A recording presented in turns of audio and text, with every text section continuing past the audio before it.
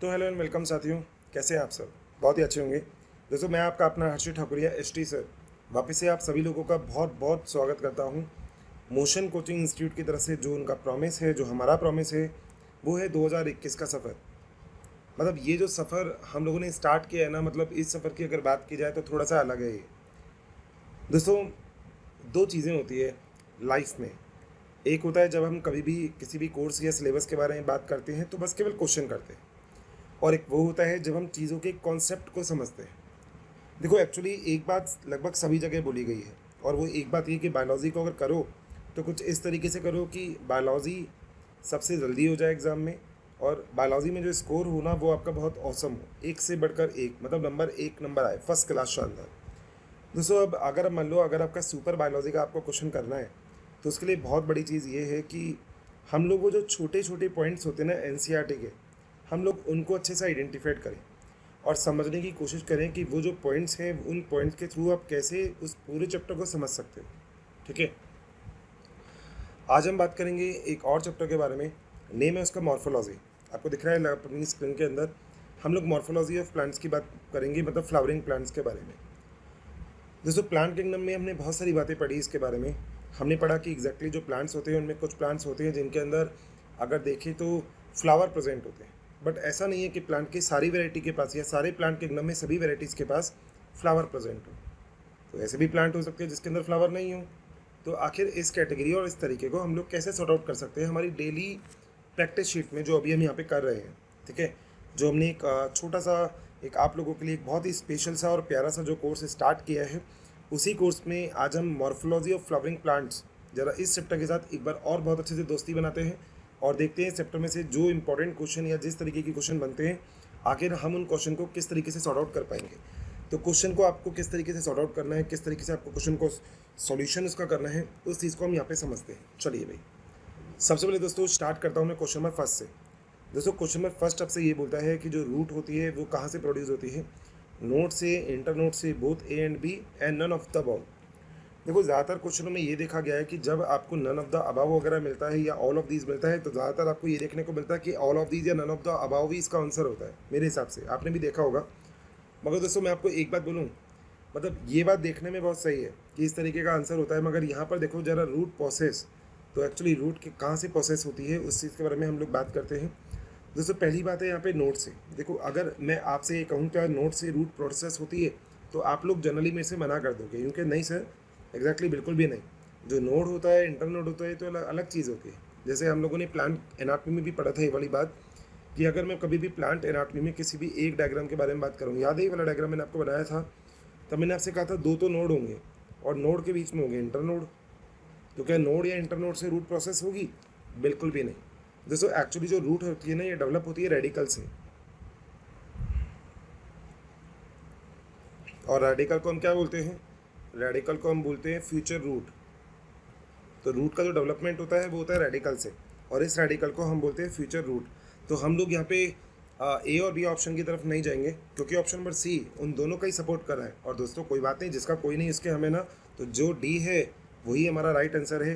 तो आप question number A का जो फर्स्ट आंसर है that is option number D, and it is the right answer. चलिए आगे चलते हैं। दोस्तों, अगला क्वेश्चन हमारे पास आता है कि जो रूट पॉकेट होती है इट वुड बी फाउंड इन। देखो, रूट कैप और रूट पॉकेट में एक अंतर होता है।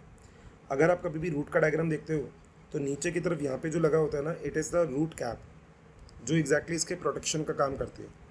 क्योंकि आपको पता है कि जो रूट के आगे वाला स्टार्टिंग वाला एरिया होता है ना, वो मेरिस्टेमेटिक जोन होता है, और अगर मेरिस्टेमेटिक जोन को आपको बचाना है तो बचाने के लिए आपको इसके आगे रूट कैप को डेवलप करना पड़ेगा। एक बात तो ये है।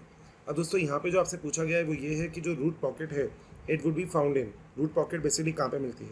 दोस्तों, रूट पॉकेट मिलती है आपको हाइड्रोफाइट्स प्लांट्स में। ठीक है, हाइड्रोफाइट्स प्लांट्स का मतलब ऐसे प्लांट्स होते हैं जो बेसिकली वाटर के अंदर मिलते हैं। रीज़न मैं आपको बताता हूँ। देखो, रीज़न क्या होता है। अगर आप रूट कैप की बात करते हो तो रूट कैप क्या होता है? जो मेरिस्टेमेटिक जोन होता है ना, उसके नीचे की तरफ प्रेजेंट होता है। ठीक है, मान लो मैं आपको बताता हूँ, मान लो जैसे यहाँ पे, ठीक है, अब इसके आगे मान लो ऐसे चलते हैं, चलो ये बहुत बढ़िया चीज़ है, ये है रूट कैप। ठीक है, अब इसके आगे ये वाली एक स्ट्रक्चर लग जाती है जिसे हम बोलते हैं रूट पॉकेट। तो जो रूट है ना, उसके आगे टिप वाले एरिया को कवर करती है ये, जिसे हम बोलते हैं रूट कैप। ठीक है, अब मान लो रूट के आगे टिप वाले एरिया को कवर किसने कर दिया? रूट कैप ने। अब हुआ क्या कि जब कभी भी अगर ये डिग करेगी तो जो मेरिस्टेमेटिक एरिया है ना रूट के आगे आगे वो डैमेज नहीं होगा, और अगर मेरिस्टेमेटिक एरिया बच गया तो आपकी रूट बच गई। इसलिए दोस्तों रूट के आगे ही आगे जो टॉप मोस्ट पार्ट होता है इसके आगे की रूट कैप प्रेजेंट होती है, बात सही है। मगर दोस्तों ये तो है सॉइल से बचने के लिए मेरिस्टेमेटिक जोन के, मगर हाइड्रोफाइट प्लांट में तो कोई सॉइल होता ही नहीं है, वहाँ तो केवल वाटर प्रेजेंट होता है। अब अगर जब वहाँ पे वाटर प्रेजेंट है तो भैया रूट पॉकेट की ज़रूरत ही नहीं है। अब कुछ ऐसा तरीका हम यूज़ में लेंगे जो रूट पॉकेट के अलावा होगा, और वो क्या है देखो दोस्तों याद रखिएगा, रूट पॉकेट ना ये एक्चुअली मॉडिफाइड रूट कैप है,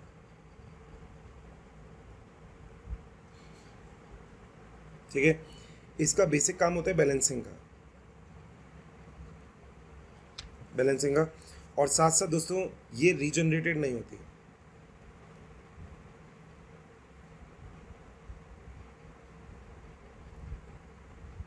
दोस्तों आपने 2 एग्जांपल सुने होंगे मेरे ख्याल से, जिसमें एक एग्जांपल है पिस्टिया और एक एग्जांपल है cornea.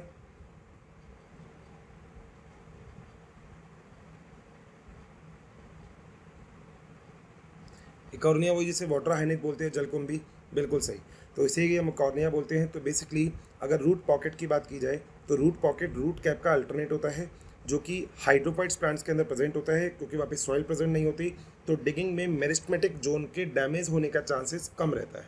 That's why their thing is called as a free floating plants में। तो दोस्तों ऑप्शन नंबर जो सेकंड है इसका, जो क्वेश्चन नंबर सेकंड है इसका जो करेक्ट ऑप्शन है ऑप्शन नंबर बी। चलिए आगे चलते हैं दोस्तों। अगला क्वेश्चन हमारे पास आता है, जो प्रॉप रूट्स होती है बनाना ट्री में वो किस में हेल्प करती है। देखो आप लोगों ने मेरे ख्याल से बरगद का पेड़ तो नो डाउट देखा होगा। जब आपने कभी भी बरगद का पेड़ देखा है तो आपने देखा है कि उससे कुछ इस टाइप की रूट ऐसे निकली रहती है, ठीक है। This root is called as a prop root. ये जो रूट होती है ना इसे हम एग्जैक्टली क्या बोलते हैं, प्रॉप रूट। ये तो मेन हो गया और ये आपकी प्रॉप रूट हो गई दोस्तों। अब एक्चुअली प्रॉप रूट क्या होती है, ये सॉइल के अंदर चली जाती है, ठीक है। और सॉइल के अंदर जाने के बाद जो प्लांट होता है, क्योंकि अगर आपने बनाना ट्री देखा है तो बनाना ट्री तो बहुत ज़्यादा स्ट्रॉन्ग होता है, मतलब स्ट्रॉन्ग का मतलब बहुत बड़ा होता है, ठीक है। और देखा जाए तो बहुत हैवी होता है। तो अगर बनाना ट्री को अगर अपनी स्ट्रक्चर को मेंटेन करना है, अगर इधर उधर गिरना नहीं है, तो उसके पास बहुत अच्छा तरीका ये है कि वो अपनी स्ट्रक्चर को मेंटेन करे, खड़ा रहे अच्छे से। और खड़ा रहने के लिए उसके पास कोई ना कोई तरीका तो होना चाहिए। तो दोस्तों वहाँ पे एक स्पेशल टाइप का जो मेथड इसको वहाँ पे देखने को मिलता है, that is a prop roots. तो जो प्रॉप रूट्स होती है ना, इसका काम रेस्पिरेशन का नहीं होता, क्योंकि रेस्पिरेशन तो निमेटोफोर करती है। मैं भी हो सकता है किसी क्वेश्चन में आपसे डिस्कस करूं। अगली बात, absorption of water from soil, बिल्कुल भी नहीं दोस्तों। सॉइल से वाटर को एब्जॉर्ब करने का काम ये मेन ही रूट के अंदर जो जाइलम और फ्लोएम होती है, जो रूट हेयर होती है यहाँ पे, केवल वही करती है। क्लाइंबिंग नहीं भाई, बिल्कुल भी। और वैसे भी बरगद का पेड़ तो खुद ही इतना भारी है, वो एग्जैक्टली क्लाइंब कहाँ से करेगा। तो दोस्तों जो डी ऑप्शन आता है that is a providing support, बिल्कुल सही है। और पता है सही क्यों है, क्योंकि एग्जैक्टली ये प्लांट जो इतना बड़ा प्लांट है बनाना ट्री, इसको सपोर्ट देने का काम करता है। दोस्तों मैंने आपको बताया था एक इंडियन बॉटनिकल गार्डन, मेरे हिसाब से जो स्टूडेंट पुराने हैं उनको पता होगा, मैं कई बार ये वाली बात डिस्कस कर चुका हूँ। तो अगर हम इंडियन बॉटनिकल गार्डन की बात करते हैं जो कि हैदराबाद में है, तो वहाँ पे ग्रेट बनाना ट्री है। और ग्रेट बनाना ट्री इतना बड़ा बनाना ट्री है जिसके अंदर बनाना ट्री है कि जिसके अंदर इतनी सारी प्रॉप रूट्स हैं, और वो एक तरह से बहुत बड़ा रिकॉर्ड है इंडिया के लिए भी, जो गिनीज बुक में है। और देखा जाए तो पूरा सपोर्ट करने का इसको काम करता है। तो दोस्तों यहाँ पे हम थर्ड ऑप्शन में ऑप्शन नंबर डी की तरफ चलेंगे, that is a providing support. Got it. चलिए आगे चलते हैं दोस्तों। नेक्स्ट क्वेश्चन हमारे पास आता है कि जो रूट हेयर होता है वो कैसा होता है। देखो रूट हेयर है ना, ये एपिडर्मिस का एक अपेंडेजेस होता है। मतलब आप लोगों ने देखा होगा कि जो स्टार्टिंग में जो यहाँ पे जो प्लांट के अंदर प्रेजेंट होता है एपिडर्मिस, उस एपिडर्मिस पे कुछ इस टाइप की स्ट्रक्चर आपको देखने को मिलती है, and this structure is called as a root hair. ठीक है भाई। अब दोस्तों ये रूट हेयर होती है ना, ये वाटर और मिनरल को ट्रांसपोर्ट करने का काम करती है, वाटर प्लस मिनरल। क्लियर है बात।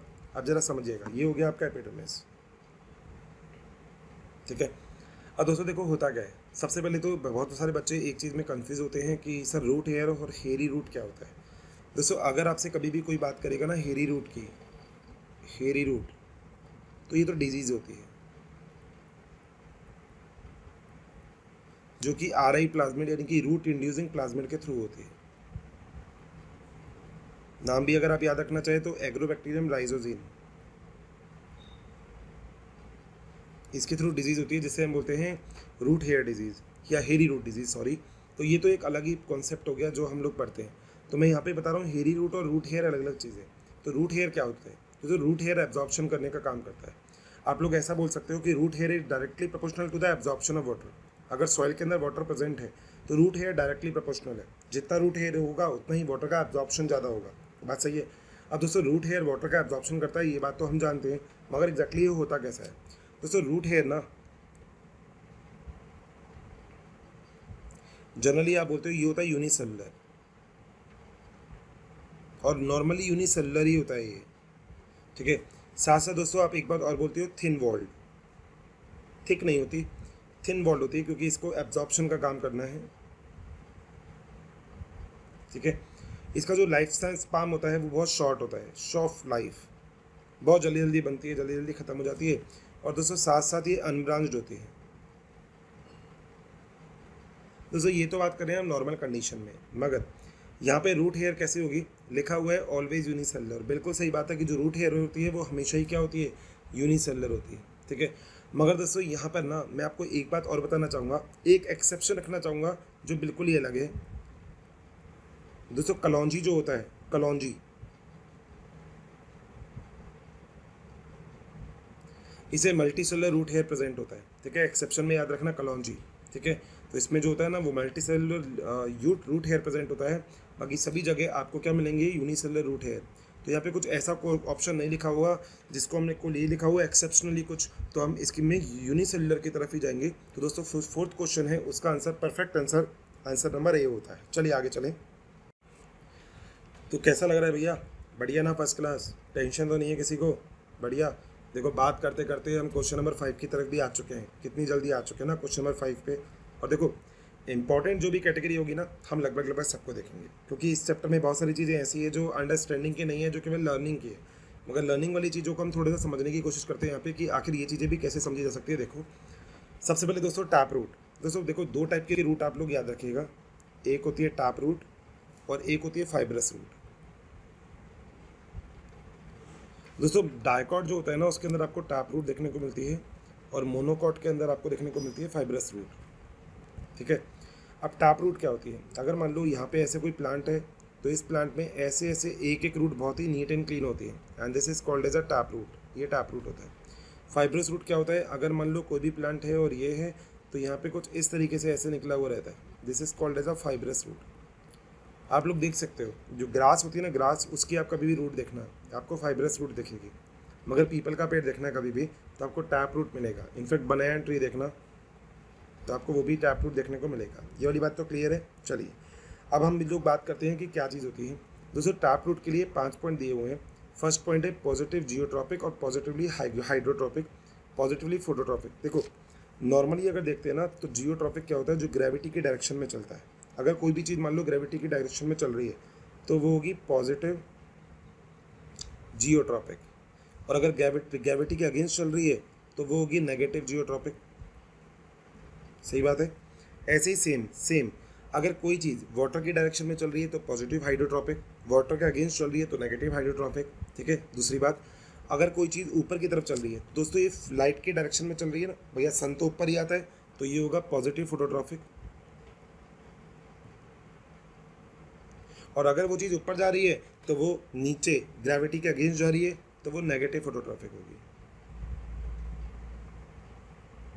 बात समझ में आ गई? अब देखो टैप रूट क्या होता है। दोस्तों टैप रूट पॉजिटिव जियोट्रॉपिक होती है, क्योंकि ग्रेविटी की डायरेक्शन में जाती है, नीचे की तरफ जा रही है वो, तो ग्रेविटी की डायरेक्शन में, यानी कि पॉजिटिव जियोट्रॉपिक बिल्कुल सही है। और दोस्तों पॉजिटिव हाइड्रोट्रॉपिक होती है। पॉजिटिव हाइड्रोट्रॉपिक का मतलब वाटर की डायरेक्शन में।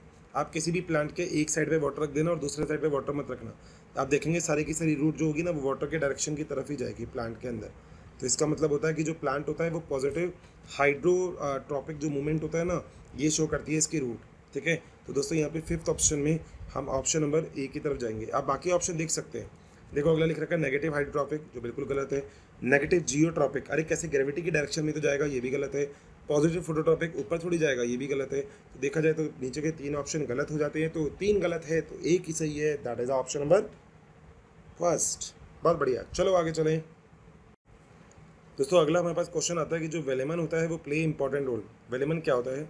दोस्तों वेलेमन एक तरह से स्टेम के अंदर एक लेयर प्रेजेंट होती है, एक हेयर टाइप अपेंडेजेस प्रेजेंट होते हैं which is called as a velamen. Orchid वगैरह एक बेस्ट एग्जांपल इसका हो सकता है। तो हम लोग ये कहते हैं कि जो वेलेमन होता है वो किसके अंदर इंपॉर्टेंट रोल प्ले करता है। ऑप्शन नंबर ए यहाँ पे दे रखा है, absorption of moisture from the air. दूसरा है absorption of the water, because stem air है तो सॉइल के कॉन्टेक्ट में तो रहेगा ही नहीं, तो बी ऑप्शन तो गलत हो गया। फोटोसिंथेसिस आपको पता है नहीं होता, फोटोसिंथेसिस वहाँ पे होता है जहाँ पे क्लोरोफिल प्रेजेंट होता है और इसके पास कोई क्लोरोफिल नहीं होता, तो ऑप्शन नंबर सी भी गलत है। अगला है ट्रांसपिरेशन। दोस्तों वाटर के लॉस को कम जरूर करता है मगर ट्रांसपिरेशन में हेल्प नहीं करता, वो केवल लेंटिसल से होता है, क्योंकि आपको पता है ट्रांसपिरेशन 3 टाइप से होगा। एक तो होगा स्टोमेटल जो सबसे ज़्यादा होता है, एक होता है क्यूटिकुलर और एक होता है लेंटिसल। बस सही है। तो ये 3 ऑप्शन आपके लिए बहुत ज़रूरी है। अब देखो एग्जैक्टली वेलेमन होता क्या है दोस्तों, ये होती है एक स्ट्रक्चर जो कि मल्टी सेलुलर होती है, ठीक है, लिग्निफाइड सेल होती है। दोस्तों इसके 2-3 काम होते हैं, जैसे एक तो ये प्रिवेंट करता है वाटर लॉस को, और साथ साथ दोस्तों मॉइस्चर जो होता है ना एयर के अंदर उसको एब्जॉर्ब करता है।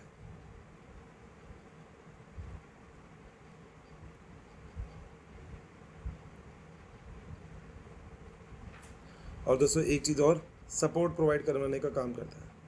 आप एक तरह से सपोर्ट मान सकते हैं कि ये सपोर्ट भी देता है प्लांट को। तो नीचे वाले 3 ऑप्शन गलत हो गए, तो ऑप्शन नंबर ए जो है वो हमारा बिल्कुल परफेक्ट और सही आंसर है। चलिए आगे चलें दोस्तों। अगला, एक root cap is the absent in the root of. देखो जो रूट कैप होगी वो आखिर किसके अंदर एब्सेंट होगी। 4 ऑप्शन दे रखे हैं, सेमिनियल रूट, स्प्लिट रूट, इसके अलावा एपिफाइटिक रूट और हैंडिंग रूट। यहाँ पे दोस्तों अगला क्वेश्चन अब जो है ना वो है रूट कैप के बारे में, तो दोस्तों इसको कैप करिएगा। रूट कैप जो होती है वो एब्सेंट होती है किसकी, रूट के अंदर। देखो मैंने अभी भी आपको एक एग्जांपल बताया था रूट कैप का, जहाँ पे रूट कैप की जगह रूट पॉकेट होती है। तो वो सेमिनियल जो रूट होती है ना, ये तो एक्चुअली ऐसी रूट होती है जो रेडिकल से निकलती है, तो इसके अंदर तो प्रेजेंट ही होगी। स्ट्रेट रूट जो होती है ये भी स्टेम के बिल्कुल बेस से निकलती है, इनके अंदर भी रूट कैप जो होगी ये प्रेजेंट होगी, मगर एक जगह ऐसी होगी दोस्तों, that is a epiphytic root.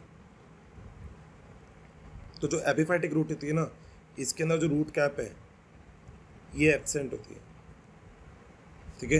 दोस्तों एग्जांपल आप लोग याद रख सकते हो, जैसे ऑर्चिड और जो नॉर्मल एक्वाटिक प्लांट होते हैं ना, एक्वाटिक प्लांट्स या जैसे पैरासाइटिक रूट वगैरह होती है, इन सब के अंदर अगर देखा जाए ना तो जो रूट कैप होता है वो एब्सेंट होती है, तो रूट कैप उसके अंदर मिलती ही नहीं है, तो आप उसको एब्सेंट कर सकते हैं, कोई इशू नहीं है। तो दोस्तों यहाँ पे अगर हम बात करें तो हम ऑप्शन नंबर सी की तरफ जाएंगे, जो इसका बिल्कुल परफेक्ट और राइट आंसर है। अगला दोस्तों pneumatophore is a hall pen. देखो न्यूमेटोफोर क्या होता है, अगर आपने कभी भी प्लांट देखे होंगे, जिन प्लांट को हम बोलते हैं मैंग्रोव प्लांट, मैंग्रोव दलदली वाले एरिया के अंदर जहाँ पे दलदल वगैरह रहता है ना, दलदल वो पिक्चरों में दिखाते थे, फंस गया फिर हाथ पकड़ के निकाल रहे हैं, वो वाला दलदल। अब यह दलदल तो बहुत बड़ी चीज़ है, तुम्हें पता होगा। दलदल तो ऐसी चीज़ है आदमी को अंदर धंस ले, है ना, अंदर बुला ले, भैया आ जा, चल यहीं आ जा, यहीं बैठ के बात करेंगे, तो भैया कुछ ना कुछ तो होना चाहिए। आप सुनो जरा यहाँ पे कितनी बढ़िया चीज़ है दोस्तों, प्लांट के रूट अपने आप को मॉडिफाइड करेगी। कैसे करेगी, अब अगर आप ऐसे एरिया में बात करते हैं जिसे हम मर्शी एरियाज़ वगैरह बोलते हैं, ऐसे एरियाज़ में जहाँ पे दलदल वगैरह ज़्यादा होती है, ऐसे एरिया में जो रूट होती है वो जनरली आप बोलोगे कि नीचे ही आनी चाहिए, मगर दोस्तों ऐसा नहीं होता। मैंग्रोव प्लांट जो होते हैं ना, इसके अंदर जो रूट होती है वो रूट सरफेस पे आ जाती है कुछ इस टाइप से, अगेंस्ट द ग्रेविटी। जबकि मैंने अभी बोला था आपसे ग्रेविटी के डायरेक्शन में चलना चाहिए रूट को, मगर दोस्तों ये जो रूट होती है ये अगेंस्ट द ग्रेविटी आ जाती है। और दोस्तों जब रूट अगेंस्ट द ग्रेविटी आ जाती है तो कहीं ना कहीं आप लोग बोलते हो कि ये तो कुछ एक्सेप्शन हो गया। अब देखो एक्सेप्शन क्या है दोस्तों, यहाँ पे ना कुछ चीज़ें होती है, यहाँ पे कुछ पोर्स होते हैं, ठीक है, that pore is called as a pneumatophore.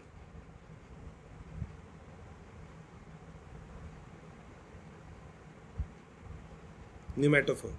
और दोस्तों न्यूमेटोफोर जो होता है ना वो एक्चुअली क्या होता है, देखो मर्शी एरियाज़ वगैरह होते हैं ना, वहाँ पे क्या होते हैं, प्लांट दलदल में होते हैं, तो आसपास बहुत सारे प्लांट्स होते हैं, तो ऐसे प्लांट जनरली सीओफाइट कंडीशन में भी आप बोल सकते हो कि होते हैं। तो ऐसी जगह पे जब ऐसे प्लांट बनेंगे तो इनको पूरी ऑक्सीजन की अमाउंट तो मिल नहीं पाएगी। अब दोस्तों जब ऑक्सीजन की अमाउंट नहीं मिल पाएगी तो ये ऑक्सीजन अपना कहाँ से लेंगे, ये ऑक्सीजन लेने के लिए इनका बाहरी एरिया नहीं, तो ये सरफेस बढ़ा देते हैं। और सरफेस बढ़ाने का एक तरीका क्या है, जो रूट होती है ये वहाँ से रेस्पिरेशन करते हैं, और जो न्यूमेटोफोर होता है ना दोस्तों, इसी के थ्रू ये वाले प्लांट क्या करते हैं, रेस्पिरेशन, ठीक है। That is a pneumatophore. Plant का नाम क्या है, मैंग्रोव और थोड़ा सा स्लरी वाली एरिया में रहते हैं जहाँ पे दलदल वगैरह ज़्यादा होती है और ऑक्सीजन की डेफिशिएंसी भी हो जाती है, क्योंकि वहाँ पे बहुत सारे और प्लांट प्रेजेंट होते हैं ऊपर की तरफ भी।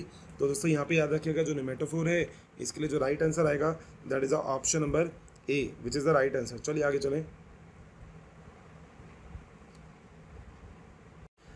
दोस्तों अगला क्वेश्चन हमारे पास है कि जो रूट हेयर होती है ये कहाँ से ओरिजिनेट होती है। देखो रूट हेयर के ओरिजिनेशन की अगर मैं बात करूँ तो मैं आपसे बोल सकता हूँ कि जो रूट हेयर होती है वो ओरिजिनेशन होती है मैचुरेशन जोन से। अब कैसे होता है, देखो अगर आप रूट की बात करो तो एक ये डायग्राम आपकी बुक में रूट का बना रखा है, मेरे हिसाब से आप सभी को ही पता होगा, ठीक है, जिसमें आगे आगे यहाँ पे एक स्ट्रक्चर प्रेजेंट होती है which is called as root cap. बात सही है। रूट कैप के पीछे की तरफ यहाँ पे एक एरिया प्रेजेंट होता है पीछे की तरफ जिसे हम बोलते हैं मेरिस्टेमेटिक जोन, जो डिवीज़न करने का काम करता है। मेरिस्टेमेटिक जोन के पीछे की तरफ ये वाला एक एरिया प्रेजेंट होता है जिसे हम बोलते हैं इलोंगेशन जोन, जो रूट को थोड़ा सा लेंथ में इंक्रीज करने का काम करता है। और इसके पीछे दोस्तों ये वाला एरिया और होता है जिसे हम बोलते हैं मैच्योर जोन। और इसी मैचुरेशन जोन जो होता है ना, इसके अंदर इस तरीके की कुछ स्ट्रक्चर निकली हुई रहती है and this structure is called as a root hair.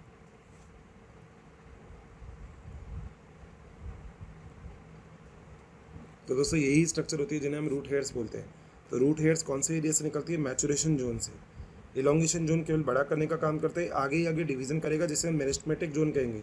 और मेरिस्टेमेटिक जोन क्योंकि सॉइल की तरफ है तो वो डैमेज नहीं हो जाए उसके लिए आगे प्रोटेक्शन के लिए क्या प्रेजेंट है, रूट कैप। Got it. चलें तो यहाँ पे root hair originate from maturation zone से बिल्कुल सही है, आंसर आ गया। तो 9th जो क्वेश्चन है इसका आंसर क्या आ जाता है, ए। चलिए आगे चलें।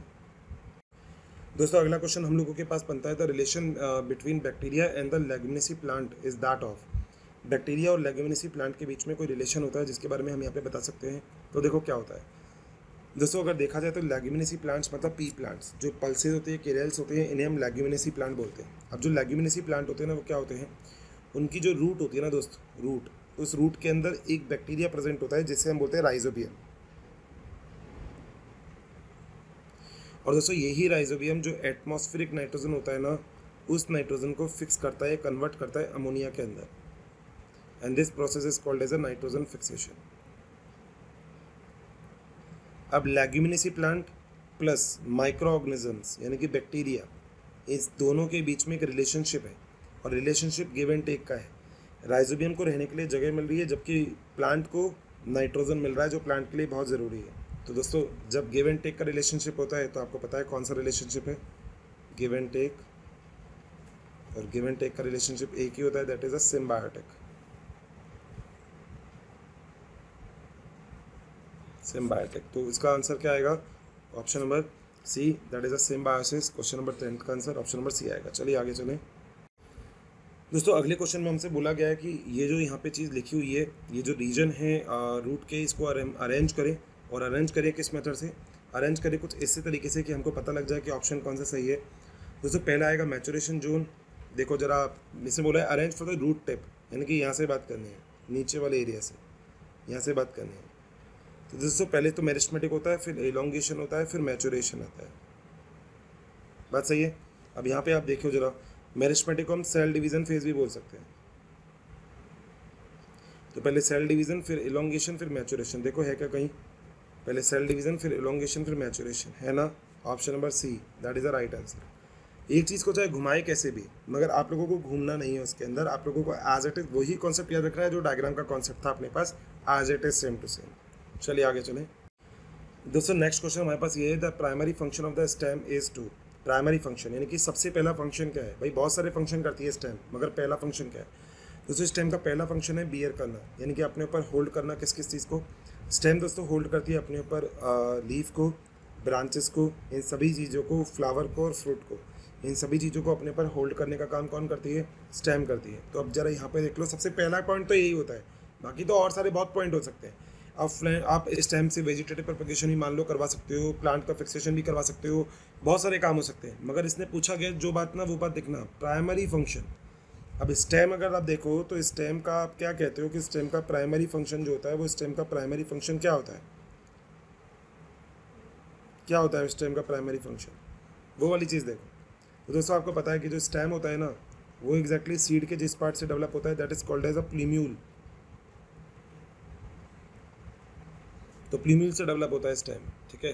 तो आप इसमें मतलब क्वेश्चन नंबर 12 में जो फर्स्ट ऑप्शन है इसकी तरफ जाएंगे, that is a bear and hold out the leaves. चलिए आगे चलें दोस्तों। अच्छा, अगला जो क्वेश्चन है वो हमारे पास क्या है, which is the not is a stem modification. Stem का मॉडिफिकेशन कौन सा नहीं है। राइजोम, अगर जिंजर की बात करें तो बिल्कुल आप लोगों ने पढ़ा हुआ है, ये बिल्कुल एक स्टेम का मॉडिफिकेशन है। कॉर्न की बात करें, बिल्कुल जो कॉर्न होता है ये भी एक स्टेम का मॉडिफिकेशन है कोलेकेसियम के अंदर। ट्यूबर ऑफ पोटैटो दोस्तों बिल्कुल सही है भैया, ये भी एक मॉडिफिकेशन है स्टेम का। तो 3 तो भैया स्टेम के मॉडिफिकेशन है। आप कहोगे सर 3 स्टेम के मॉडिफिकेशन है, तो ये नेफेंथस क्या है दोस्तों। एक्चुअली पिक्चर प्लांट होते हैं ना, ये पिक्चर प्लांट जो लीफ लेमाइना होती है, लीफ लेमाइना, इसका मॉडिफिकेशन होती है। आप लोगों ने देखा होगा कई सारी लीफ ऐसी होती हैं जो एग्जैक्टली जो इंसेक्ट होता है उसको कैप्चर कर लेती है अपने अंदर। तो जो इंसेक्ट होता है ना उसको अपने अंदर कैप्चर करने का काम करती है, इनटेक कर लेती है अपना, ठीक है। तो पिक्चर प्लांट जो होते हैं, नेफेंथस इसका एक अच्छा एग्जांपल है, नेफेंथस में जो पिक्चर प्लांट है। मगर दोस्तों ये बोलना बिल्कुल सही गलत है कि ये स्टेम का मॉडिफिकेशन है, नहीं भाई, ये लीफ का मॉडिफिकेशन होगा। किसका मॉडिफिकेशन होगा, लीफ का मॉडिफिकेशन होगा। तो यहाँ पे जो ऑप्शन नंबर सी है वो एक परफेक्ट और राइट आंसर है। चलिए आगे चलें दोस्तों। अगला जो क्वेश्चन है वो हमसे क्या कहता है, वो कहना तो बहुत कुछ चाहता है मगर मेरे हिसाब से आप सभी लोग समझ रहे हैं। वो कह रहा है कि जिंजर है ना वो एक रूट नहीं है। क्यों नहीं है वो रूट, उसके बारे में बात करनी है। It grow the parallel into the ground, store food, lack chlorophyll. इसकी जिसे किसी चीज़ को रूट कहना या नहीं कहना गलत है, but it has a node and inter node. ये बहुत बढ़िया चीज़ है। आप बुक का डायग्राम उठा के देखना, आपको समझ में आएगा कि मैं क्या बात कर रहा हूँ आपसे दोस्तों। अगर आप कभी भी जिंजर की बात करो,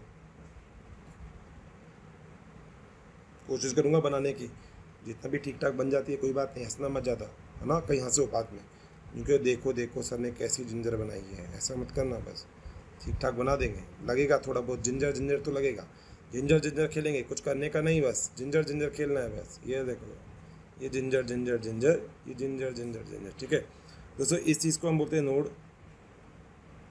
ये होता है बर्ड, नोड और इंटर, ये दो नोड के बीच में होता है इंटर नोड, इंटर नोड, ठीक है। यहाँ पे ना कुछ ऐसे स्केली लीव्स प्रेजेंट होती है, स्केली लीव्स,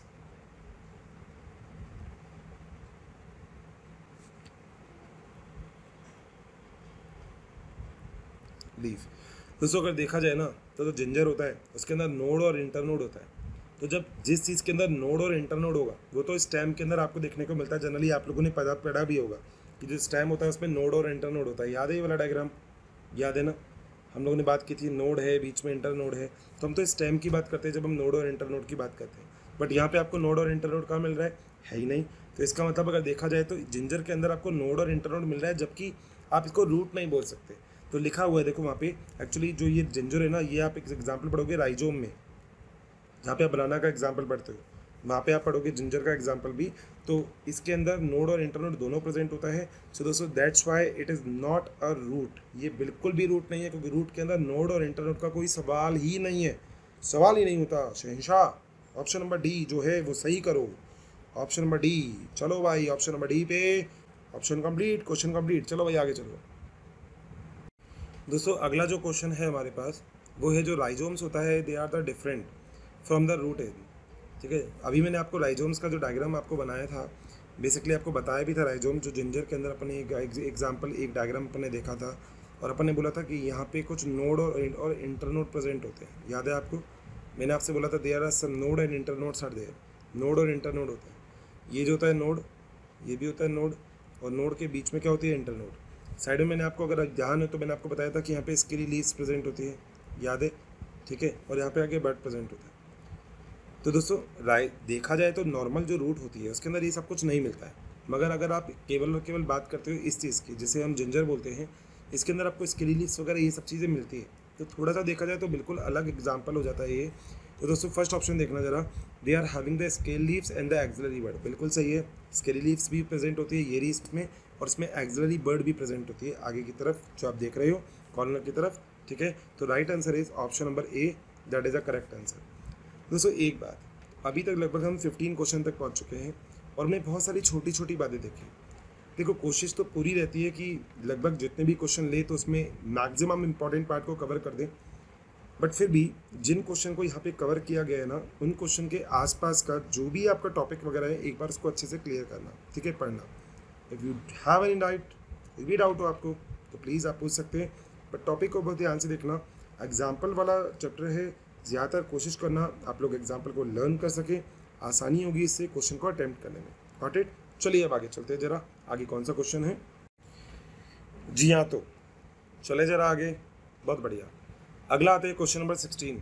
उसने बोला कि अगर आपको कोई भी लीव को आइडेंटिफाइड करना है तो आप कैसे, क्या देख के आइडेंटिफाइड करोगे? भाई मैं मोशन में काम करता हूँ, कैसे देख के आइडेंटिफाइड करोगे कि हम मोशन है, हम मोशन है, ठीक है, हम मोशन है और हम आपके लिए हैं, तो आपने आइडेंटिफिकेशन कर लिया। सेम है, आपको आइडेंटिफाइड करना है तो आप आखिर किस तरीके से आइडेंटिफाइड करेंगे वो बात समझते हैं। दोस्तों अगर आप कभी भी किसी भी प्लांट की बात करते हो, ठीक है, मान लो आपने किसी भी प्लांट की बात की, मैं कोशिश करूँगा एक प्लांट बनाने के लिए, देखो जैसा भी बन जाता है। बोर्ड पे तो बहुत प्यारे बना देते हैं अपन, ठीक है, आपको पता है ना, बोर्ड के तो अपने डायग्राम आपको पता होंगे, भूलने का नहीं, ठीक है। यहाँ पे दोस्तों इसे हम बोलते हैं petiole, this is called as a stem. आगे की तरफ अगर लगाना चाहो तो यहाँ पे लीफ लगा दो भाई, 2 3 4, सही है दोस्तों। अगर देखा जाए तो इसे हम बोलते हैं लीफ, ठीक है। और लीफ के बाद जो ये वाला एरिया होता है ना, यहाँ पे ये जो अगर आपको दिख रहा है ये वाला पॉइंट, ठीक है, तो इसे हम बोलते हैं एक्सिलरी बर्ड। क्या बोलते हैं? एक्सिलरी बर्ड, जो केवल लीफ के साइड में ही आएगी। ऊपर वाला जो होता है वो टर्मिनल बर्ड हो सकता है, टर्मिनल बर्ड हो सकता है, या फिर दोस्तों हम इसको एपिकल बर्ड भी कह सकते हैं, एपिकल, क्योंकि आपको पता होगा एपिकल मेरिस्टेम क्या होता है, ठीक है।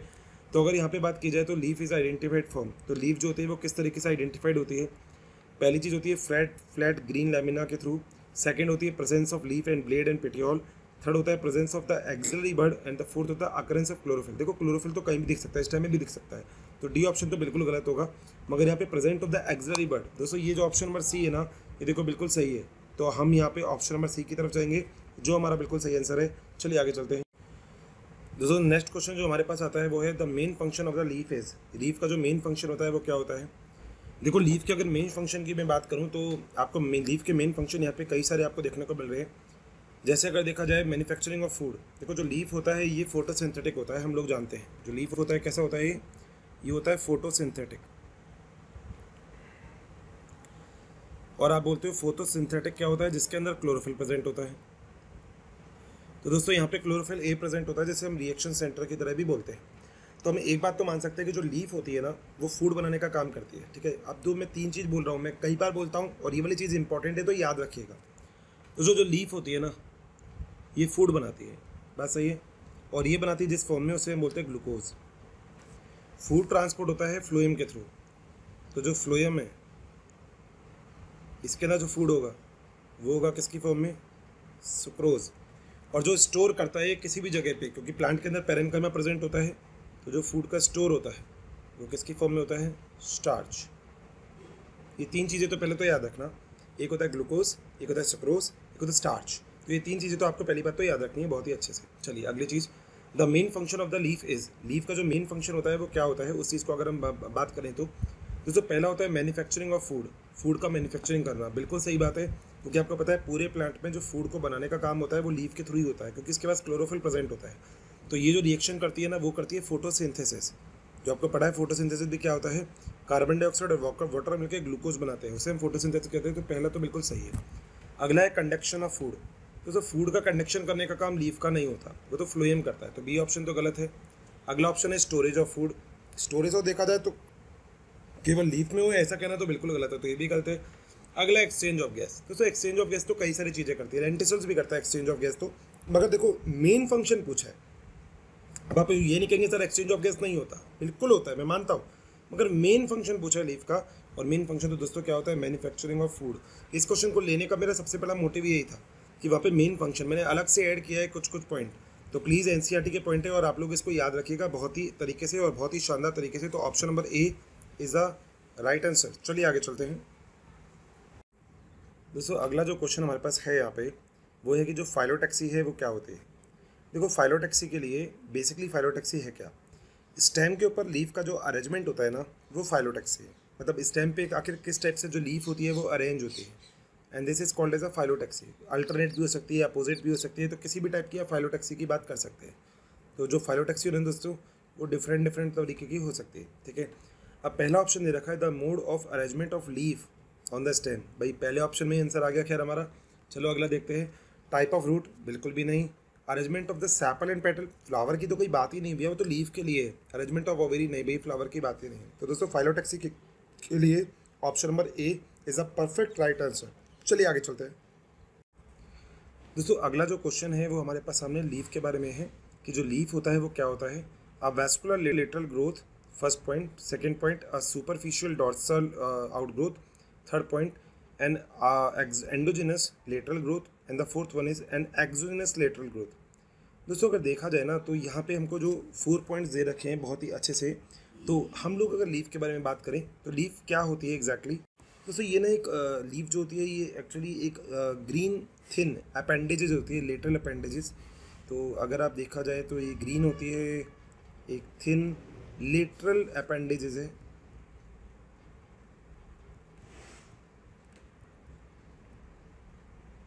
ठीक है, और लेटरल अपेंडेजेस होने के साथ साथ अगर हम इसकी बात करें तो दोस्तों ये डेवलप होती है, develop at a node and it bear a bud in its axil। तो एक बर्ड को कंटेन करती है इसके एक्सिल की तरफ, ठीक है। तो that is a basically the leaf is. तो यहाँ पर लिखा हुआ है कि जो लीफ होती है वो क्या होती है, एंडोजिनस ग्रोथ होती है, एक्सोजिनस दोस्तों बाहर की ओर होती है तो ये एक्सोजिनस ग्रोथ होगी, और एक लेटरल ग्रोथ होती है। बिकॉज अगर आप देखते हो तो आप कहते हो कि ये लेटरल ग्रोथ है, बिल्कुल एंड में होती है, तो that is a lateral growth. तो हम यहाँ पे दोस्तों ऑप्शन नंबर डी की तरफ जाएंगे which is the preferably the right answer. चलिए आगे चलते हैं दोस्तों। नेक्स्ट जो क्वेश्चन है वो यहाँ पर एक बहुत ही इंपॉर्टेंट पॉइंट से हमने ओरिजिनेट किया है, दैट इज़ अ फ्लावर। नाम से ही पता लग रहा है एक्चुअली इन्फ्लोरेसेंस क्या चीज़ होती है। जैसे फाइलोटैक्सी रिलेटेड होती है लीफ से, same comparatively if I am talking about the inflorescence then the inflorescence is related with the flower. दोस्तों एक्चुअली जो फ्लावर का एक प्रॉपर अरेंजमेंट होता है ना, उस चीज़ को, ये जो पैटर्न जो अरेंजमेंट होता है उस चीज़ को हम डिस्कस करते हैं इन्फ्लोरेसेंस के अंदर। तो इन्फ्लोरेसेंस और कुछ नहीं, ये बेसिकली फ्लावर के लिए रिस्पॉन्सिबल करता है दोस्तों। ये फ्लावर वही है जो एग्जैक्टली सेक्सुअल रिप्रोडक्शन करता है प्लांट में। तो अगर प्लांट में कभी भी सेक्सुअल रिप्रोडक्शन होता है तो वो बेसिकली इसकी वजह से होगा, वो होगा फ्लावर की जैसे। तो जो फ्लावर की जैसे जो रिप्रोडक्शन होता है, that reproduction is called as a sexual reproduction and that is the right answer basically. तो दोस्तों हम फ्लावर की बात करते हैं तो हम बोलते हैं कि सेक्सुअल रिप्रोडक्शन होता है, और इसी पैटर्न को, जिस पैटर्न में जो फ्लावर होता है वो लगा हुआ रहता है, उस चीज़ को हम बोलते हैं इन्फ्लोरोसेंस। तो क्वेश्चन नंबर 20 का जो राइट आंसर है that is option number C. चलिए आगे चलते हैं। जी हाँ, तो कैसा चल रहा है सब? बहुत ही बढ़िया। चलिए ज़रा आगे चलते हैं और देखते हैं ज़रा इस टॉपिक में कि हमारे लिए और क्या क्या चीज़ है जो हम बहुत अच्छे से समझ सकते हैं। दोस्तों अगली बार यहाँ पे बोल रखी है फ्लावर के बारे में, और ऐसा कौन सा फ्लावर होता है जिसे आप कंप्लीट फ्लावर बोलते हैं। तो देखो एक बात आप लोग याद रखिएगा कि कंप्लीट फ्लावर का मतलब क्या होता है। ऐसा फ्लावर, काइंड ऑफ फ्लावर जिसके अंदर बेसिकली सारे के सारे जो करेक्टर्स होते हैं ना वो प्रेजेंट हो। इसका मतलब एक कंप्लीट फ्लावर वो होगा जिसके अंदर कोई भी चीज़ छूटी हुई नहीं हो, लगभग सब कुछ वहाँ पे मिले, उसे हम कंप्लीट फ्लावर बोलेंगे। तो देखो इस कंप्लीट फ्लावर का अगर अपन एक बहुत अच्छा सा और बढ़िया सा डायग्राम बनाए तो हम एक इसका डायग्राम ड्रॉ कर सकते हैं। कंप्लीट फ्लावर के लिए आपने एक इस टाइप से एक डायग्राम बनाया होगा, इनफैक्ट क्लास 11th में भी और क्लास 12th में भी हम लोगों ने डायग्राम ड्रॉ किया है, जिसके अंदर हम इस तरीके से ऐसे ही डायग्राम बना लेते हैं। ये कुछ सही है, ठीक है, और इसके बाद कुछ इस टाइप से ऐसे स्ट्रक्चर यहाँ पे फॉर्म कर सकते हैं, ठीक है, कुछ ऐसा होता है दोस्तों। इसे हम बोलते हैं स्टिग्मा।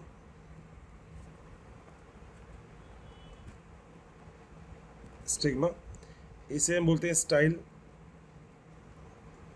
और लास्ट वाले को बोलते हैं हम ओवरी। सही है, ये ओवरी हो गया। अगली बात दोस्तों, ये जो होता है इसे हम बोलते हैं एंथर, और इसे हम बोलते हैं फिलामेंट। यहाँ पे ग्रीन कलर के दो चीज़ें और होती हैं जिन्हें हम बोलते हैं सेपल। सेपल को हम बोल सकते हैं कैलेक्स, और इसे हम बोलते हैं पेटल, जो होते हैं कोरोला। दोस्तों तो एक कंप्लीट फ्लावर क्या होगा, जिसके अंदर सबसे पहले मेल रिप्रोडक्टिव पार्ट होगा, जिसके अंदर होगा फीमेल रिप्रोडक्टिव पार्ट ये, और जिसके अंदर सेपल और पेटल यानी कि कैलेक्स और कोरोला दोनों प्रेजेंट होंगे। ठीक है। एक्चुअली अगर देखा जाए तो प्लांट के अंदर अगर कभी भी आप बात करते हो कि प्लांट के अंदर सेक्सुअल रिप्रोडक्शन हो रहा है, तो आप याद रखेंगे कि प्लांट के अंदर सेक्सुअल रिप्रोडक्शन किस कंडीशन में होगा, जिस कंडीशन में उसके पास लगभग सब कुछ चीज़ें प्रेजेंट होगी। ठीक है, स्टिग्मा भी होगा, स्टाइल भी होगा और ओवरी भी होगा। स्टिग्मा, स्टाइल और ओवरी को हम मिला के बोलते हैं गाइनोसियम, क्योंकि ये फीमेल रिप्रोडक्टिव पार्ट होता है, और एंथर और फिलामेंट को हम मिला के बोल सकते हैं एंडोसियम, क्योंकि ये मेल रिप्रोडक्टिव पार्ट होता है। वहीं पे अगर आप लोग बात करें तो यहाँ पे आपको एक चीज़ और दिख रही है जो होते हैं जनरली पैटल्स। जैसे पैटल्स एक्चुअली ना कोरोला होते हैं, जो किसी भी इंसेक्ट को मतलब पॉलिनेशन के लिए या किसी भी इंसेक्ट को अपनी तरफ अट्रैक्ट करते हैं, और जब इंसेक्ट इसकी तरफ आएगा तो जो पोलन ग्रेन होगा वो भी से जाके बाइंड हो सकता है। तो फाइनली एक बहुत ही छोटा सा और बढ़िया सा कॉन्सेप्ट होता है जो हम यहाँ पे हम डिस्कस करते हैं। तो दोस्तों जो ए है वो इसका बिल्कुल सही और राइट आंसर है। ठीक है, चलिए आगे चलते हैं। दोस्तों जो अगला क्वेश्चन आता है ये एग्जाम पॉइंट ऑफ व्यू से भी बहुत इंपॉर्टेंट है। इसके अंदर पूछा है कि जो पेरियंथ होता है, ये पेरियंथ होता क्या है, मतलब पेरियंथ टर्म हम लोग कब यूज़ में लेते हैं। दोस्तों याद रखिएगा, पेरियंथ टर्म जो होती है ये कैलेक्स और कोरोला को मिला के होती है। हम लोगों ने अभी एक फ्लावर का डायग्राम बनाया था जिसके अंदर एक हमने बात की थी कोरोला के बारे में और एक हमने बात किया था कैलेक्स के बारे में, कैलेक्स। तो दोस्तों कैलेक्स और कोरोला को मिला के आप लोग क्या बोलते हो, पेरियंथ।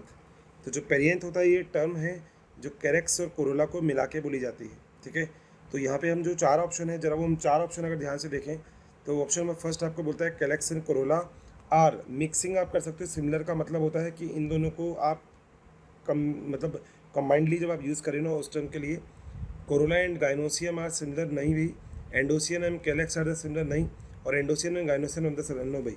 कैलेक्स और कोरोला जो होते हैं ना, इन दोनों को मिला के हम लोग एक बात बोलते हैं क्या, पेरियंथ। ठीक है, तो ऑप्शन नंबर ए दोस्तों इस क्वेश्चन का बिल्कुल ही परफेक्ट आंसर है। चलिए जरा आगे चलते हैं। दोस्तों ये जो नेक्स्ट क्वेश्चन है, क्वेश्चन नंबर 23, ये भी थोड़ा सा इंटरेस्टिंग है। एक्चुअली समझने वाली बात यहाँ पे ये है कि the essential requirement for the germination of seed, यानी कि सीड की जर्मिनेशन के लिए क्या चीज़ होती है जो ज़रूरी होती है। दोस्तों देखो देखा जाए ना तो हम लोग एक बात बोलते हैं कि सीड की जर्मिनेशन के लिए लगभग सभी चीज़ ज़रूरी है जो यहाँ पे दे रखी है, केवल एक CO2 को बेसिकली छोड़ के। यहाँ पे अगर हम टेम्परेचर की बात करें तो हाई टेम्परेचर नहीं चाहिए दोस्तों, केवल हमें टेम्परेचर चाहिए होगा, क्योंकि हाई टेम्परेचर पे तो चीज़ें खत्म हो जाएंगी। तो ऑप्शन नंबर सी तो बिल्कुल गलत है। ऑप्शन नंबर डी में हमको कार्बन डाइऑक्साइड दे रखा है जो बिल्कुल भी सही नहीं है, क्योंकि एरोबिक रेस्पिरेशन होता है वहाँ पे। ऑप्शन नंबर जो बी है उसके मतलब है ऑक्सीजन और लाइट।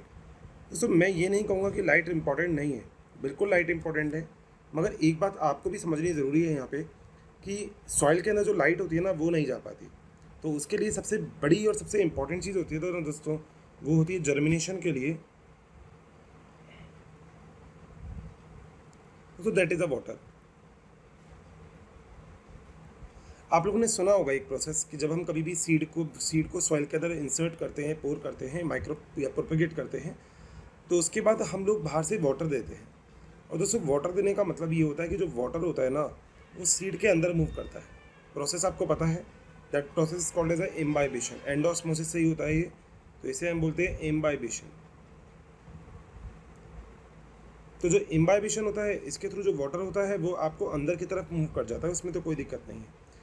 मगर दोस्तों वाटर अंदर की तरफ मूव कर जाएगा तो मूव करने के बाद जो सीड है ना वो धीरे धीरे स्वेल होगा, और स्वेल होने के बाद ये जर्मिनेट होगा। जर्मिनेट करने का मतलब अगर कोई आपसे पूछे कि व्हाट इज़ द जर्मिनेशन, तो आप लोग याद रखिएगा जब ब्रेक हो जाती है डॉर्मेंसी, जब ब्रेक हो जाती है कौन सी चीज़, डॉर्मेंसी। दोस्तों डॉर्मेंसी का मतलब होता है किसी भी चीज़ की स्लीपिंग स्टेज, वो कब तक सो रहा है।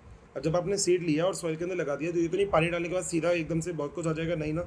तो एक डॉर्मेंसी फेज़ होती है जिसको जो सीड होता है वो ब्रेक करता है, और वो डॉर्मेंसी फेज़ ब्रेक करने के लिए आपको किस चीज़ की ज़रूरत होती है, वाटर मतलब H2।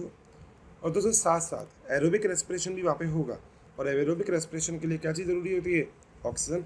तो दोस्तों वाटर के साथ साथ एक चीज़ और है जिसकी रिक्वायरमेंट बहुत होती है सीड के जर्मिनेशन के लिए, that is called as H2A and O2।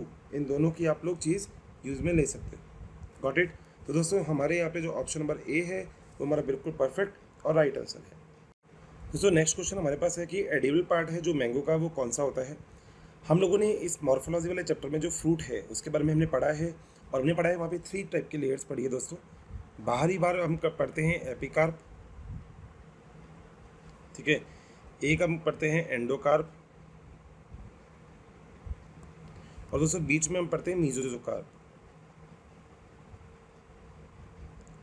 मतलब आप ये बोल सकते हो कि जो स्किन होता है और जो सीड होता है,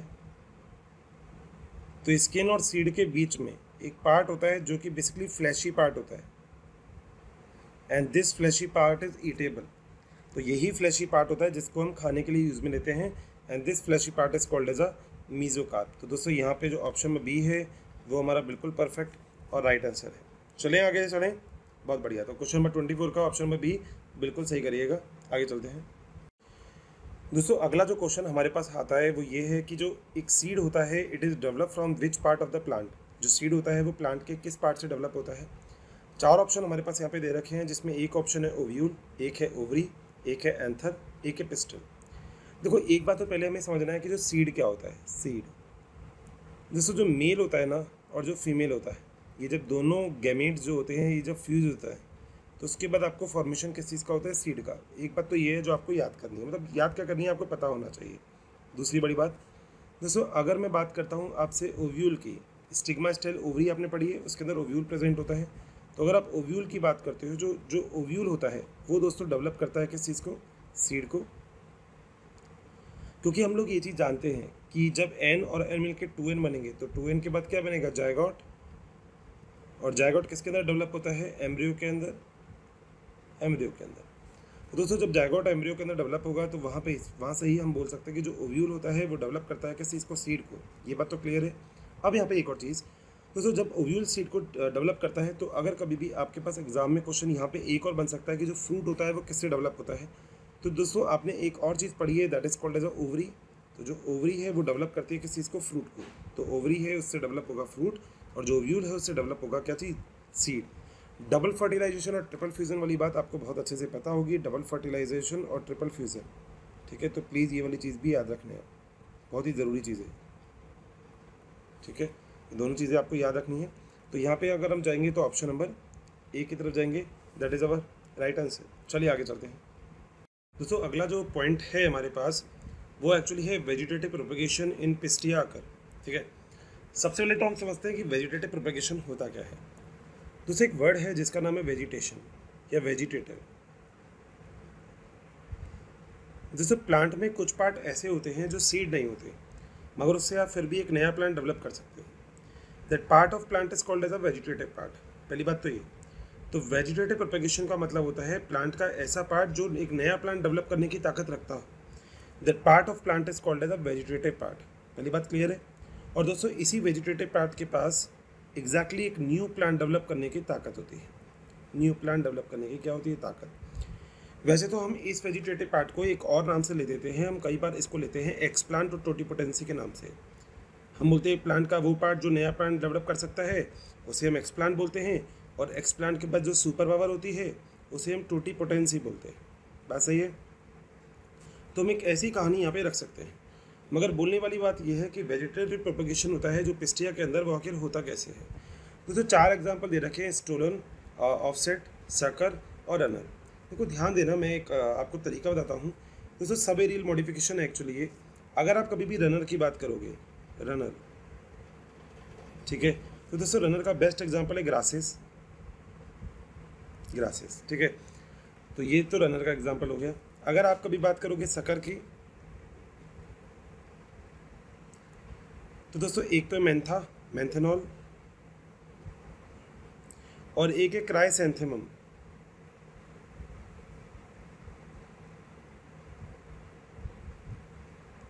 क्राइसैंथेमम बस सही है। अगर दोस्तों वहीं हम बात करें स्टोलन की, स्टोलन,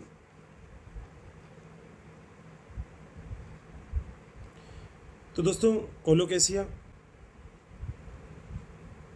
इसका एग्जाम्पल है। और लास्ट हमारे पास बच जाता है, क्या चीज़ बच जाती है, ऑफसेट। दोस्तों ऑफसेट का एग्जाम्पल 2 रख सकते हैं, एक तो पिस्टिया है और एक है इकॉर्निया, जिसका हम वाटर हाइनेथ या जलकुंभी भी बोलते हैं। अब जरा बात समझिएगा, बढ़िया तरीका बताता हूँ मैं एक बार याद करने का। मान लीजिए कोई चोर है ना, अब वो चोर भागता है, रनिंग करता है, ठीक है। अब वो भाग रहा है तो किसके ऊपर भाग रहा है, घास पे। इसका मतलब रनिंग का जो रनर है इसका एग्जांपल क्या हो गया, ग्रासेस। बात सही है, ठीक है भाई। अब उसके बाद क्या हुआ दोस्तों, उसके बाद ये हुआ कि जो चोर है वो जैसे ही पहुंचा तो उसने एक चीज़ चुरा ली। अब चुराने का मतलब स्टोलन, स्टोलन का मतलब उसने चुरा लिया कोलोकेसिया, स्टोलन कर लिया, बात सही है। जब उसने कोलोकेसिया स्टोलन कर लिया, उसके बाद भैया उससे थकान हो गई, वो कह रहा है अरे यार बड़ा थक गया हूँ भैया, मैं क्या करूँ अब क्या करूँ अब क्या करूँ। उसको एक बहुत बढ़िया चीज़ दे दो, क्या उसको दे दो आप मैंथा और क्राइसैंथेमम, दे दिया आपने, दोनों चीज़ आप देख सकते हैं।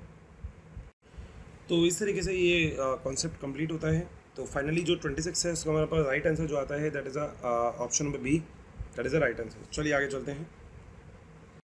तो नेक्स्ट क्वेश्चन हमारे पास है the eyes of the potato tuber is. देखो ये आइज जो होती है ना पोटैटो ट्यूबर की, नाम से हमें पता लगता है कि what is that, basically that is the axillary bird. दोस्तों एक्सिलरी बर्ड की अगर मैं बात करूँ आपसे,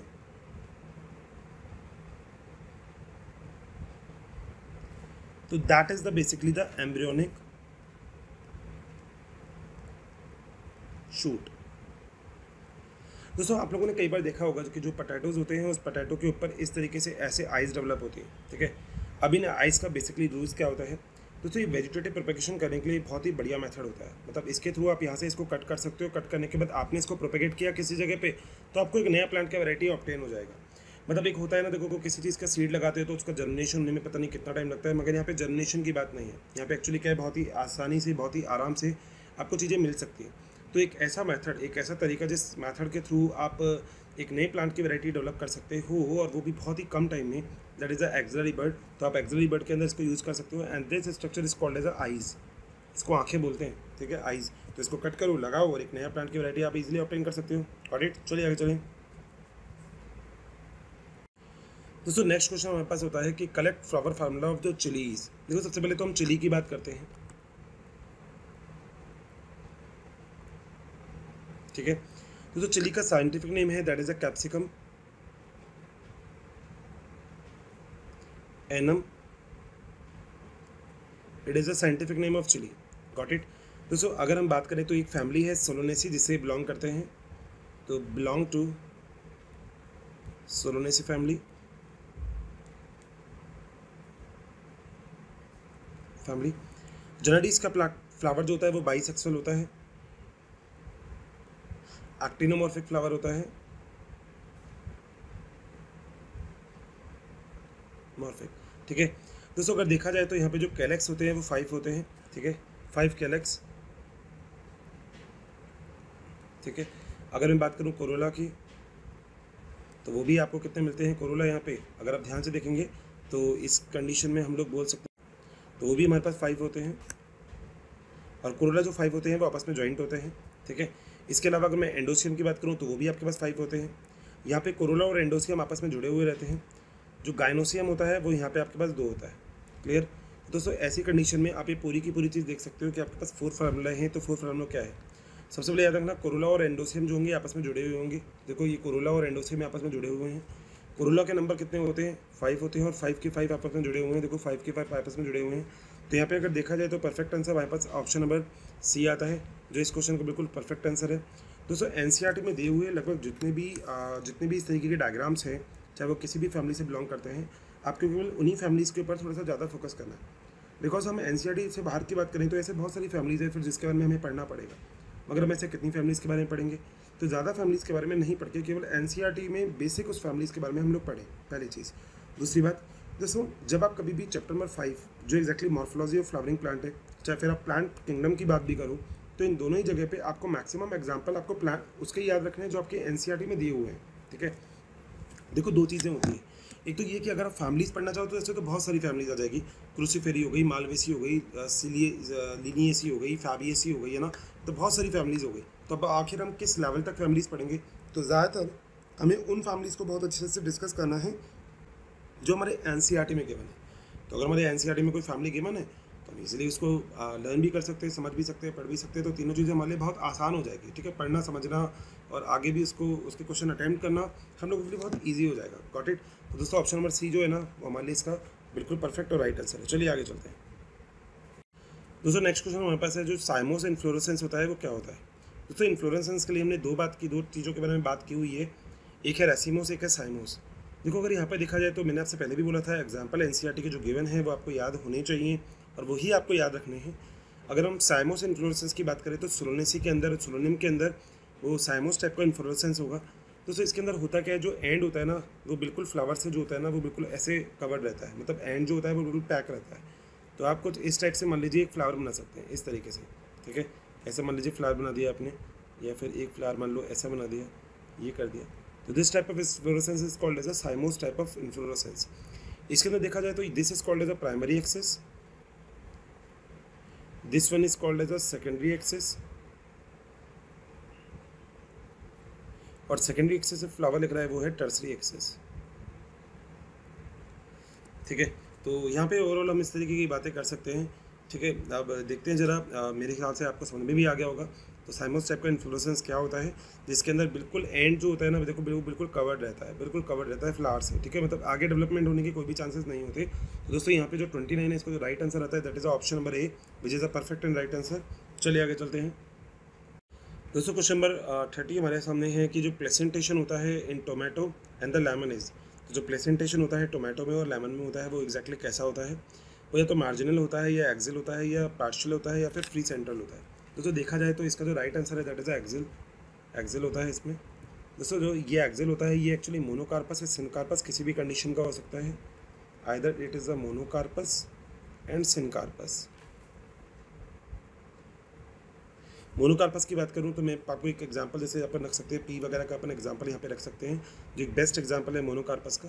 तो दोस्तों यहाँ पे प्लेसेंटेशन अगर टोमेटो और लेमन की बात करें तो यहाँ पे जो प्लेसेंटेशन होता है, मतलब प्लेसेंटा का जो अरेंजमेंट होता है वो एक्जैक्टली कैसे होता है, that is a axial type of arrangement. तो option number B is the correct and right answer. चलिए आगे चलते हैं। दोस्तों नेक्स्ट क्वेश्चन हमारे पास है कि जो रेडियल सिमेट्री होती है वो कैसी होती है, मतलब कि कौन से फ्लावर के अंदर मिलती है। तो देखा जाए तो इस क्वेश्चन के अंदर आप लोग वही बात है, आपको एग्जांपल थोड़े से याद होने चाहिए। जैसे आपको एग्जांपल अगर मस्टर्ड ही आपको एग्जांपल है जो आपको याद होगा मेरे ख्याल से, अगर आपको चिली का एक एग्जांपल है जो आपको याद होगा, अगर आपको दतूरे का एग्जांपल याद होगा, तो दोस्तों एग्जैक्टली ये 3 टाइप के एग्जांपल जो होते हैं ये आपको ब्रासिका वैरायटी के अंदर देखने को मिलते हैं, और जिनके अंदर रेडियल टाइप की सिमेट्री होती है, ठीक है। रेडियल बाइलेटरल जो सिमेट्रीज होती है उसमें जो रेडियल टाइप की सिमेट्रीज होती है वो आपको ब्रासिका के अंदर देखने को मिलती है। तो क्वेश्चन नंबर 31 है, उसका जो राइट ऑप्शन और राइट आंसर है that is option number C. चलिए आगे चलते हैं। दोस्तों नेक्स्ट हमारे पास जो क्वेश्चन है वो है कोकोनट के बारे में, ठीक है। हम लोग वैसे भी ऑलरेडी सब कुछ जानते हैं कोकोनट के लिए, ठीक है। बड़ा ही प्यारा लगता है ना, खाने पीने में भी मतलब बहुत अच्छा है, ठीक है। तो देखा जाए तो कोकोनट का जो फ्रूट होता है वो कैसा होता है, देखो तो फ्रूट के बारे में मैं आपसे ऑलरेडी भी बात कर चुका हूँ, मगर अगर कोकोनट के बारे में बात की जाए तो बाहर की तरफ इसका जो फ्लैशी पार्ट होता है और अंदर की तरफ इसके अंदर देखा है तो हंड्रेड्स ऑफ इसके अंदर सीड्स प्रेजेंट होते हैं जो बेसिकली कवर्ड होते हैं, ठीक है। तो अगर हम यहाँ पे बात करें कोकोनट फ्रूट के बारे में तो यहाँ पे ऑप्शन है कि ये बेरी फ्रूट होता है, ये नट फ्रूट होता है, क्या ये कैप्सूल होता है, या ये ड्रू फ्रूट होता है। तो इसे याद रखिएगा कि जो कोकोनट होता है ना वो होता है ड्रू फ्रूट।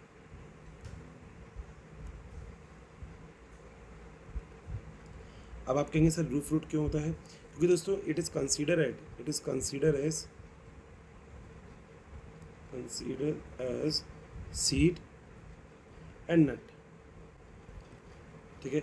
तो सीड और नट यहाँ पे प्रेजेंट होते हैं, तो that's why that type of fruit is basically called as a drupe fruit. तो दोस्तों कोकोनट जो होता है इसको हम ऑप्शन नंबर डी, जो मेरा बिल्कुल सही है।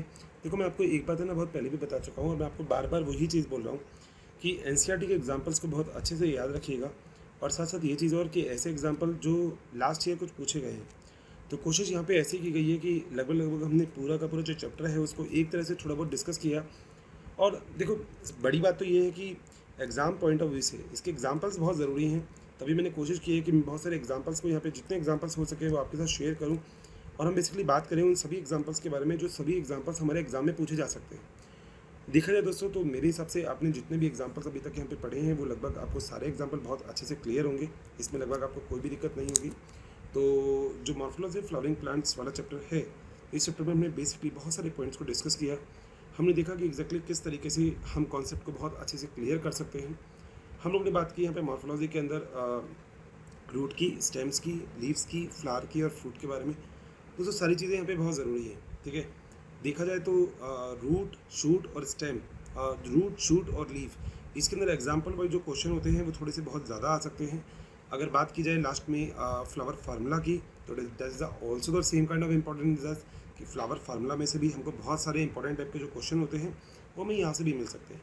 तो अगर हम फ्लावर फार्मूला को भी बहुत अच्छे से याद रखेंगे और केवल एनसीईआरटी की जो फ्लावर फार्मूला है हमें केवल वही डिस्कस करने हैं केवल उनके ही बारे में ही नॉलेज रखनी है, दैट्स इट, और इसके अलावा और कुछ नहीं, ठीक है। तो एनसीईआरटी के फार्मूला को डिस्कस करते रहिए, एनसीईआरटी के जो एग्जांपल्स हैं उनको थोड़ा बहुत अच्छे से कंसीडर करते रहिएगा, देखते रहिएगा कि फार्मूला में से कोई भी बात, ऐसी कोई भी छोटी सी छोटी चीज़ जो आपको नहीं समझ में आई तो आप शेयर करके आप पूछ सकते हैं, कोई इसमें इशू नहीं है। तो होप जो ये लेक्चर अभी आपके सामने आया ही है आपके लिए नो डाउट बहुत ही हेल्पफुल होगा। और पढ़ते रहिए, मुस्कुराते रहिए, हंसते रहिए। मोशन कोचिंग हमेशा आपके साथ है, आपके हर एक सक्सेसफुल आपके वे के अंदर, और बिल्कुल 100% तरीके से। चलिए फिर मिलते हैं आगे एक और चैप्टर के साथ। Till then bye bye, take care, thank you so much, मिलते फिर। थैंक यू दोस्तों, थैंक यू।